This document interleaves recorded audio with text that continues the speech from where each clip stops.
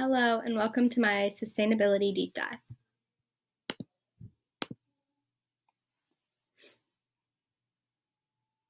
My name is Hannah Quenga and I'm a senior at Westtown School. I entered Westtown in 2017. My personal statement. My interest in environmental sustainability all started with one of Westtown's most amazing teachers, Dana Jensen. Teacher Dana is not like any science teacher I've ever had. The work I have done collaborating with her has shifted many of my passions. Because of her, I found a love for scuba diving, which enhanced my love for the ocean even more. She has challenged me to look at the world from a different perspective. In Dana's classes, I have learned amazing content through fieldwork, informative documentaries, and with her motivational spirit that has led me to do my own learnings. I chose to do a sustainability deep dive because when I am learning about our environment, it does not feel like work. I enjoy the subjects I have learned about relating to sustainability, so I knew that I had to grasp this opportunity. Our planet is dying, and very few people stop to recognize it. If we do not make a change, who will? The coursework required for the certificate was swimming my sophomore year and Environmental Science 1 and 2 my senior year. The first project work required for the certificate that I did was an assignment on endangered species. In the endangered species project, each student chose an endangered species to research about. Then the student presented their findings to the class. After the class voted on which student should win the prize money to help save their species. This assignment was done in biology to ecology. I won the prize money. I presented the research I found about my honeybees to the class in the form of an infographic and presentation, which I will show you now.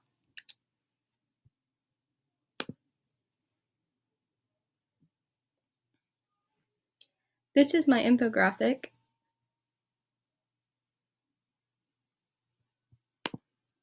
And this is my honeybee presentation. I'm not going to go over the information right now because I'll cover a lot of it later in my capstone project video. For my second project work required for the certificate, I did a biome research presentation. So in this research assignment, each student chose a different biome to research and present to the class. The information was presented in the form of a research paper and presentation, and we did this assignment in biology to ecology. I studied the Florida Everglades. This is my biome research presentation.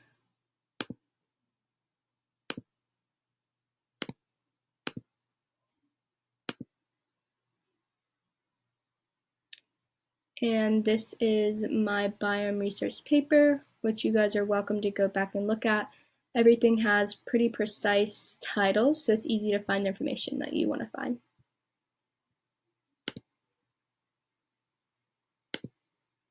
For the third project work required for the certificate, I did a paper on COVID-19 and the environment. So this topic is a little bit more recent. In this assignment, each student chose a topic related to the coronavirus pandemic to research and write about.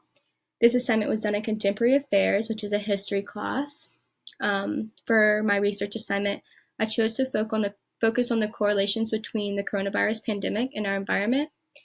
And because of all of the cities closing and countries closing and stuff, people are staying inside, which has decreased transportation, and it's also like decreased nitrogen dioxide levels significantly. And I'm going to show you some graphs. So this is Beijing in January, and this is Beijing in March. So you can see that there was a big decrease in air pollution. These pictures were taken in India. The one on the left was taken in November 2018. You can see that the air quality was pretty bad. And then the one on the right was taken April 2020, and the air quality improved a lot. It's a lot clearer, the sky's blue, it looks a lot nicer, healthier air to breathe. And then these are from Italy. You can see the graph on the left in January and the graph on the right in March, and how there was a big decrease in nitrogen dioxide. And then here are the canals in Italy, and then this how they got a lot clearer, and they haven't been this clear in about 60 years. So this was a very interesting for researchers to record. So for the fourth project work required for the certificate, I did an independent research essay in my contemporary affairs class, which is a history class. I researched Asian giant hornets because they have been recently spotted in the United States. It relates to the sustainability topic because I spoke about how it affects honeybee colonies. Honeybees are an endangered species, and I explained why it is important to get rid of the Asian giant hornets, because Asian giant hornets are killing honeybees and they're destroying entire colonies, which is really bad for the pollinator community. I also explained the misconceptions going on in the news about the Asian giant hornets. And yeah.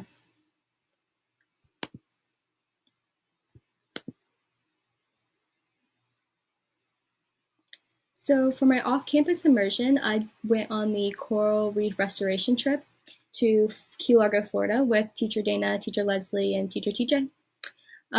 So a group of Westtown students, also known as the Coalition Crew, traveled to Key Largo, Florida, where we worked with some amazing people and we did some amazing service work.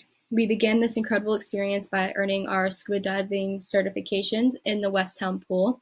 We went there for about I think it was a weekend, and we learned how to scuba dive and stuff. It was a really interesting experience, and I think I faced my biggest challenge during that trip, during that time. So when we worked with the Coral Restoration Foundation to restore coral reefs, we cleaned coral nurseries with brushes and chisels, and we also earned our special dive certification to do coral reef restoration. We also went out and planted baby corals on reefs that were dying, so that's going to help rebuild those reefs, and eventually all the little corals that we planted will all build together and they'll create another home for our fishes to live in the water. Oh, sorry. So for my 2020 senior project, I traveled to the Bahamas and I did 12 dives at the Stewart Cove dive shop. And I did this with the Patty Dive organization. And so these are some pictures of the Coalition Crew.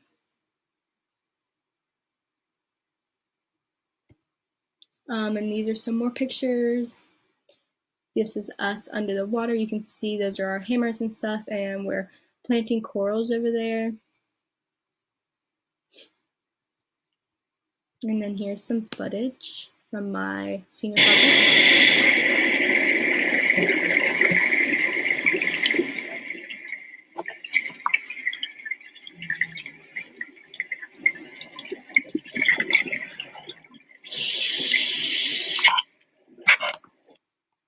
Okay. So for my extracurricular on-campus opportunity, I did the sustainability-focused service requirement, again with the Coral Reef Restoration Foundation. And so onto my capstone project.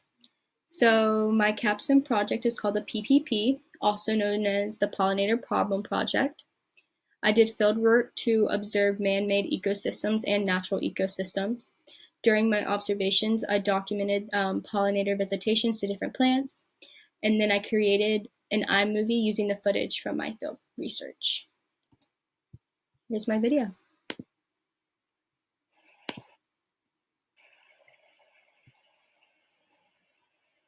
Hello, and welcome to the PPP, also known as the Pollinator Problem Project.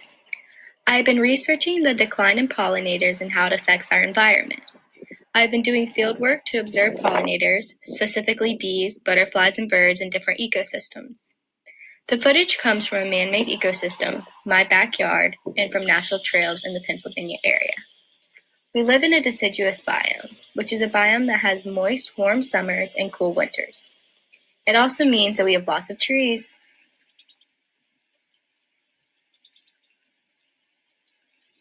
Pollinators travel from plant to plant carrying pollen. This helps fertilize the plant. Birds, bats, butterflies, moths, flies, wasps, and most importantly bees are just a few of the little creatures that you might see living around you. These small animals have a big job. They are responsible for bringing us 1 out of every 3 bites of food. Between 75% and 95% of flowering plants on Earth need help with pollination. Therefore, they need pollinators. Pollinators provide pollination services to over 180,000 different plant species and nearly 1,200 crops. Pollinators add $217 billion to our global economy. Honeybees are responsible for $1.2 to $5.4 billion in agricultural productivity in the United States alone. Nearly half of the world's oils, fibers, and raw materials come from these little guys. All the fruits, vegetables, and nuts that you eat would not be possible without our world's pollinators. They also help prevent soil erosion, and they help increase carbon sequestration. You might be wondering why I chose to research pollinators. Well, the answer is because there has been a huge decrease in pollinators throughout the years. Back in the 1990s, researchers began to report a massive decline in honeybees. However, it was not until 2013 when data revealed that the average beekeeper was losing nearly 45% of their colonies. Between 2007 and 2013, more than 10 million beehives had died off in North America alone. The United States National Agricultural Statistics show a honeybee decline from about 6 million hives in 1947 to 2.4 million hives in 2008. That was about a 60% reduction. Bees are dying from pesticides, drought, habitat destruction, nutrition deficiency, air pollution, and global warming. Pesticides, known as neonicotinoids, interfere with a bee's memory and sensory abilities. This makes it difficult for the honeybees to find their food and to find their hives. Parasites, known as terrestrial and varroa mites, have been known for killing honeybees because they attach themselves to the bee's body and consume the bee's blood until the bee is dead. Recently, researchers have found a new decline phenomenon in the pollinator world. In March 2020, there was a 53% decrease of monarch butterflies from the previous yearly count. Butterflies in California, specifically known as the western monarch butterflies, have dropped from 1.2 million butterflies to 29,000 in only 2 decades. Researchers say they are reaching numbers of extinction. The butterfly that I found here in its natural habitat is a pearl crescent butterfly. Shout out to teacher Marissa for finding this red admiral butterfly in the Westtown woods. Lastly, it is important that you learn how to help our little pollinating friends. First things first, you should do some research about pollinators in your area. Buy plants and flowers that bees and butterflies are attracted to, purchase local honey and local produce, stop weeding your gardens, and try to avoid using fertilizers that have pesticides in them. This project has forced me to get outside and to stop and observe the small things that nature has to offer.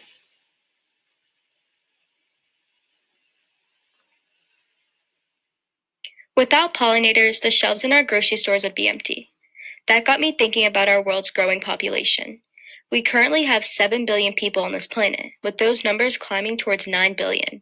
We need to be able to support our society's demands for resources. I watched a TED Talk by Jonathan Foley who explained that we need to think about the idea of terraculture, or farming for a whole planet. This concept comes from the best ideas of commercial agriculture and the Green Revolution, the best ideas from organic farming and local food production, and the best ideas for environmental conservationists. The idea is to have these groups collaborate rather than disagree with one another. How do we feed the world without destroying it? I urge you to think about our future food production and how we will feed 9 billion people. Not only do we need a solution that will meet the demands of an increased population, but we also need a solution that will do so sustainably, equitably, and justly. Thank you.